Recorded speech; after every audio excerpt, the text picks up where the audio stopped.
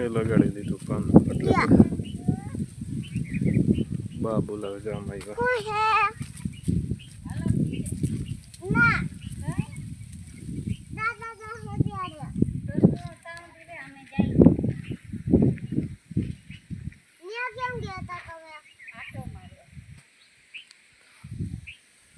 આટો મરાઈ ગયો એટલે હવે ઘરે